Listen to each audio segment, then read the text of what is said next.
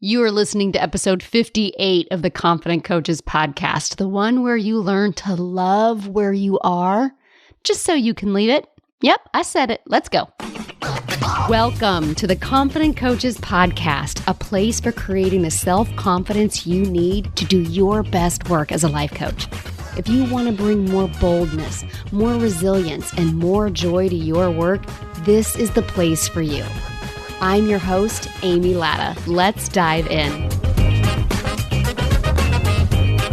Hello, all my confident coaches. How's everybody doing out there? It is mid-December, friends. We are actually going to be in 2021 soon. Like, we can see it. We can see it, my friends. It's almost here. I am having a pretty fabulous December, and I hope you guys are too.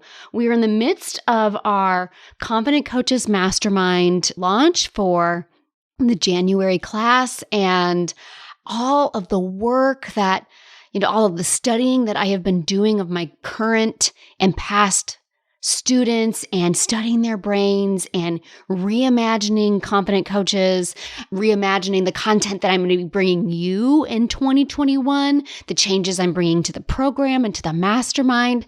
This is the exciting stuff. I actually want to offer to all of you out there the best way to offer the best marketing and the best sales and the best coaching that you can is to study the minds of your potential and your current clients. What are the thoughts that they struggle with the absolute most?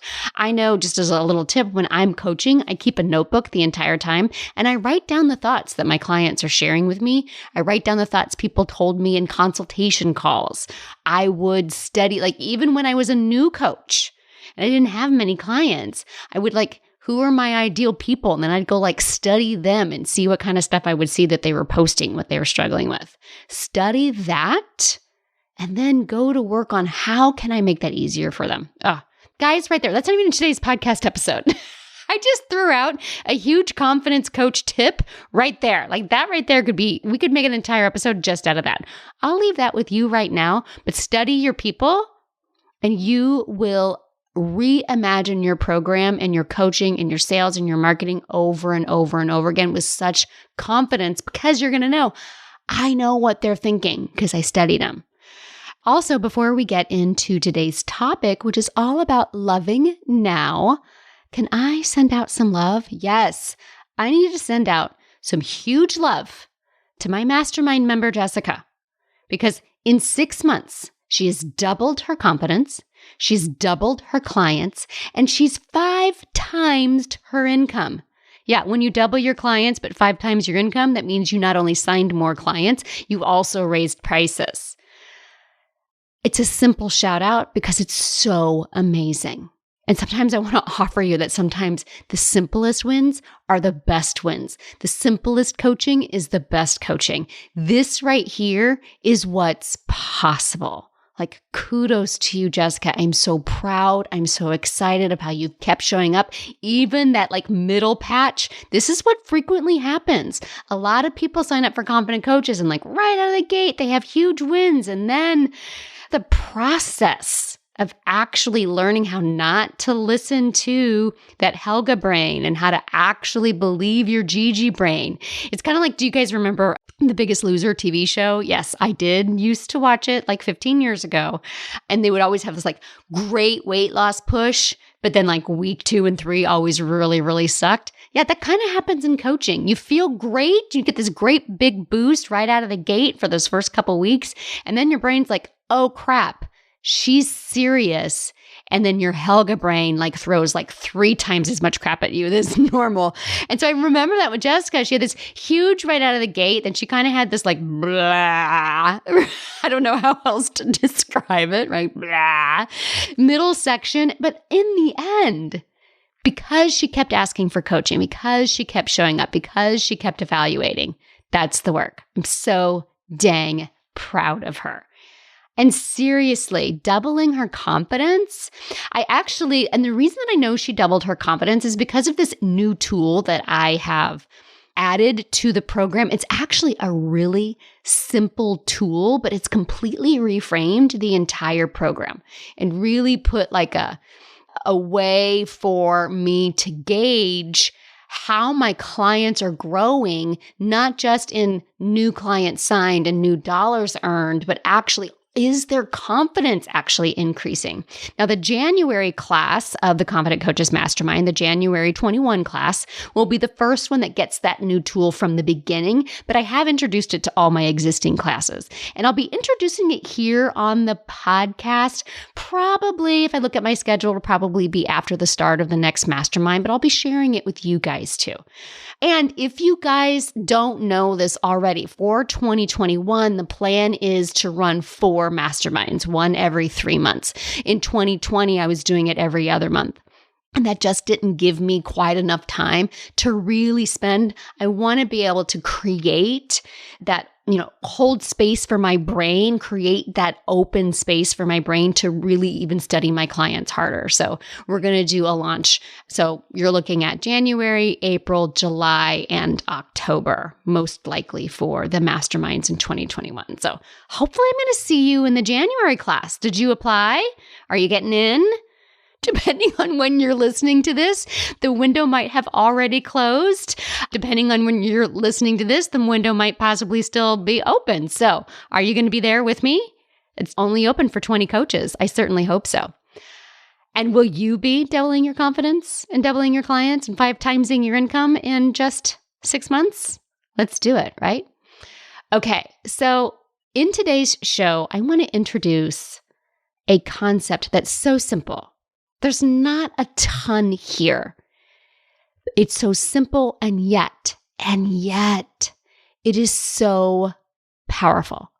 It gets overlooked often. It's something that we might hear in passing and we go, yeah, okay, before we immediately forget it, which is why I'm dedicating an entire show to the concept of loving now.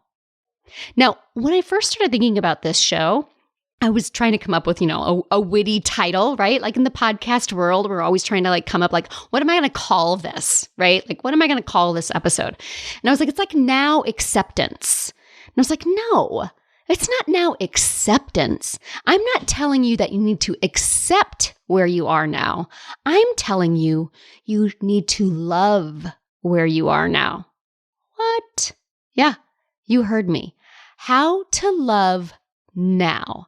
How to love where you are right now, no matter what you have got going on. Not just accept it, not just tolerate it, but actually love where you are now. And then here's the kicker. Love where you are now because you're not staying here. What? It was just a couple months ago. It was actually in the same mastermind that Jessica is in. Barbara heard this and she was like, wait a minute, what did you just say? I said, yeah, you need to love where you are now because you're not staying here. So you might as well love where you are now. And this concept is so contrary to what we know about anything, right?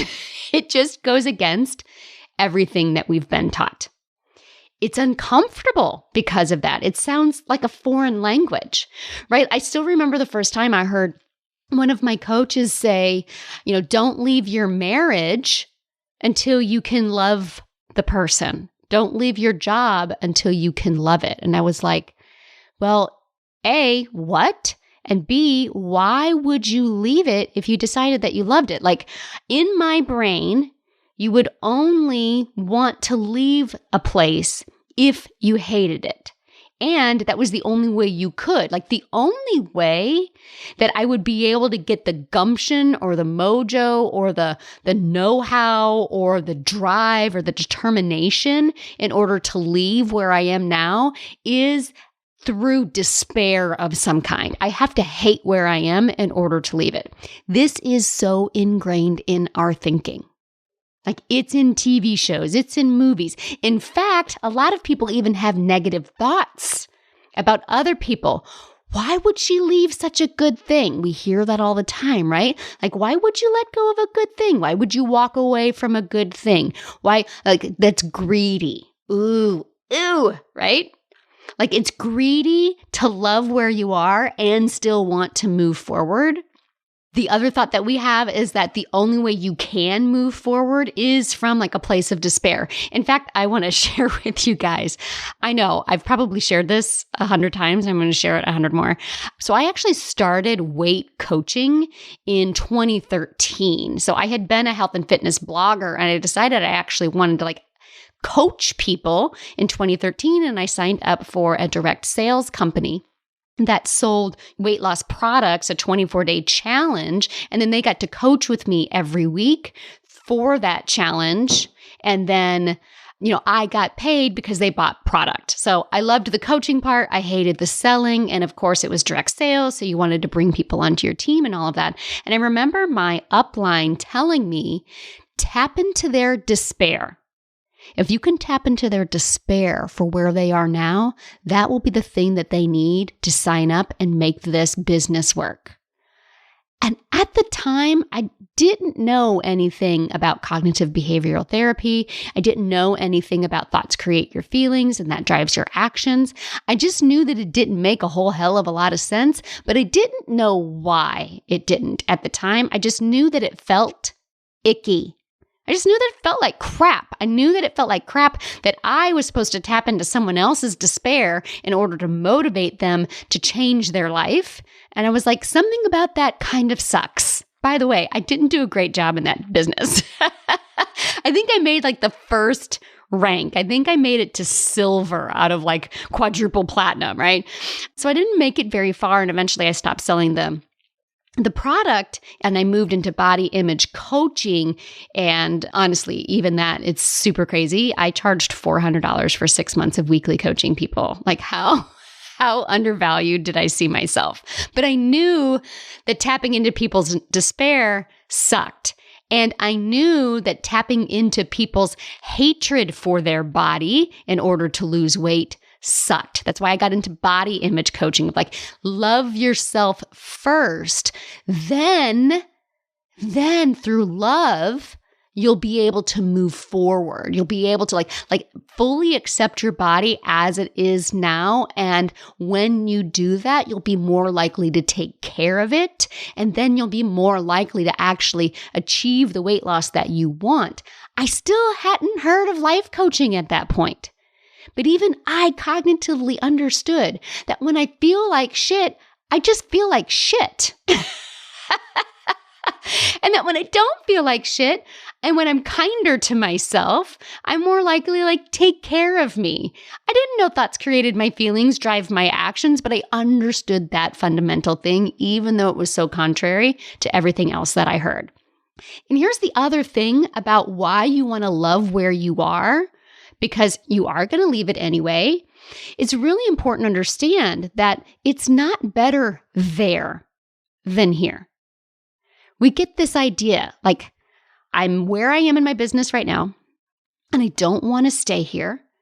And when I am fully booked, when I am making 8K months, when I am a 6-figure coach, when I am in demand, when people are reaching out to me, when I have a wait list, when I move into group coaching and, scale to 6 figures and beyond, then it's going to be so fabulous. I'm going to feel better. I'm going to feel confident. I'm finally going to believe that I can do this thing. And what happens is we're suddenly going to think like, I'm never going to argue with my partner. My children are going to be amazing all of the time. Nothing wrong will ever go bad in my life ever. No, it's totally not true. It is actually not going to be better there than it is here. And the number one reason why is because you're taking you with you. You're taking you and your human brain with you. You're taking you and your human brain and life with you. Life is not going to stop happening. You're still going to have plus or minus 50% shit and 50% awesome and everything in between. You're still going to have somebody cut you off and do this thing and yell at you at the grocery store. And you're still going to have technology not work out. And you're still going to have loved ones die.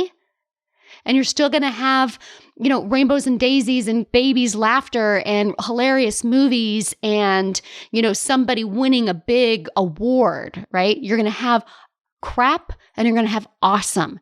That's life, and that's coming with you no matter where you are. And your brain, your Helga brain is coming with you. She's always like, even when you quote unquote got it really good, she's still going to be finding the things to be scared about, to be fearful of. It's never going to be better there than it is here. So you might as well love where you are right now. And here's another thing I want to share with you. You're going to miss these days. I know you think I'm crazy. Trust me, I'm not. Because even where I am right now, I'm at about a $500,000 a year business. And even where I am right now, I now have to manage a team. I now have to think about more pieces than I used to have to think about. There's a little bit more on the line than there used to be.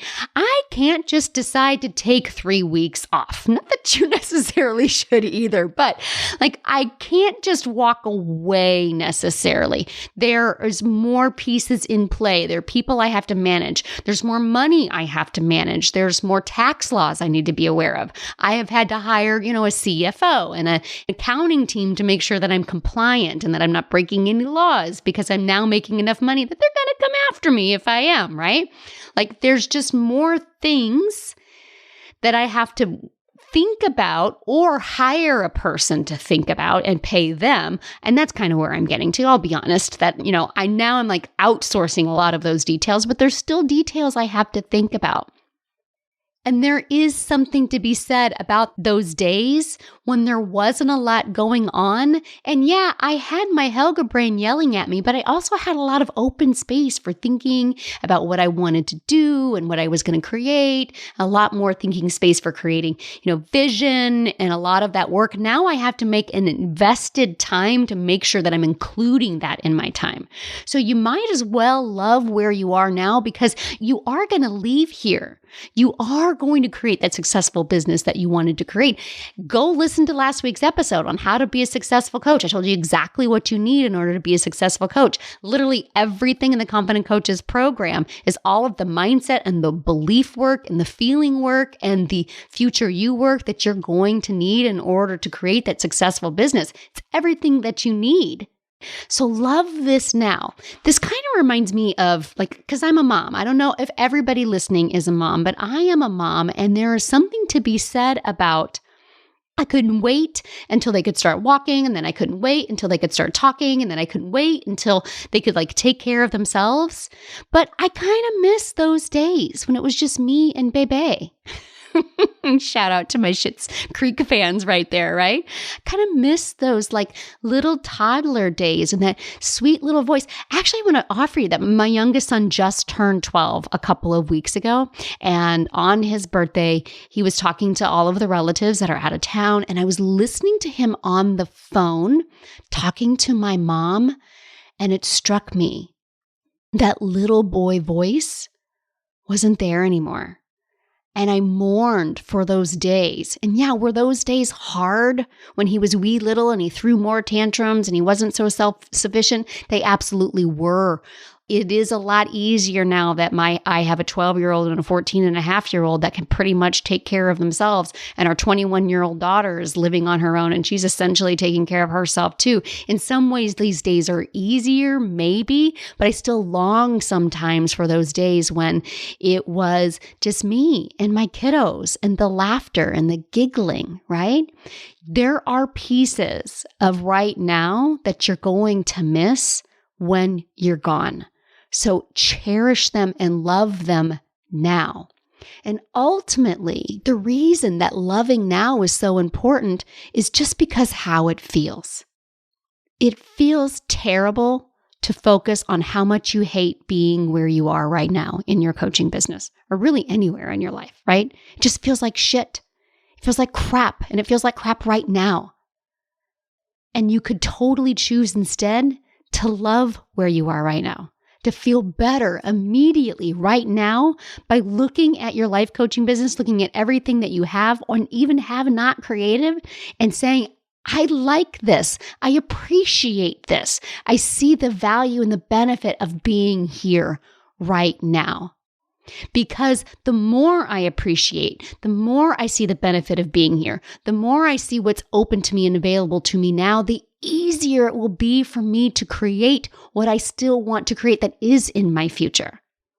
Like loving where you are right now because you're going to leave it is freeing and it's open. It's telling your brain, listen, we got it really good right now, and here are all the reasons why, and guess what? We're going to create something even better.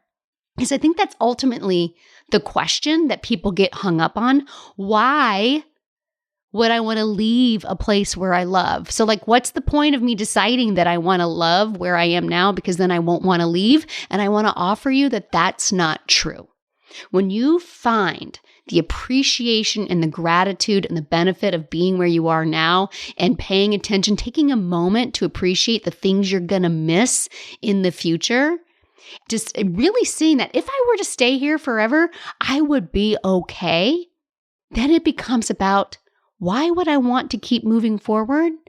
To see what else is possible, to see what else I'm made of. I got to this point where I'm at right now, and I'm so proud of me for that. How much more of that is waiting for me?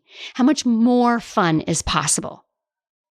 How much more comfort zone can I expand into? How much more will my life grow? How much more interpersonal growth and how much transformation is waiting for me? Not because I have to in order to gain worth or in order to have a life that I love, but simply because I want to and it's available to me. This is such a powerful mindset shift, my friends. And it's so important to really appreciate what is possible for you when you love everything about where you are right now, knowing that you're going to choose to leave it because of the growth and not because you have to leave it. If you're in despair and if you're hating where you are, it feels like you gotta leave. I have to leave this because it sucks. But if you can find the love for it and the gratitude for it, you get to decide, I'm going to leave anyway because I want to, not because I have to. So here's the work for you. I want you to take a look around. Right now, in your C line, and by the way, for those of you that are new, the C line would be like the facts of what's going on. The C line means the circumstance line, and those are the circumstances. Those are the facts. As factually as possible, describe your business and your life right now. Factually. Don't add adjectives. Don't add flair. Are you married or are you not?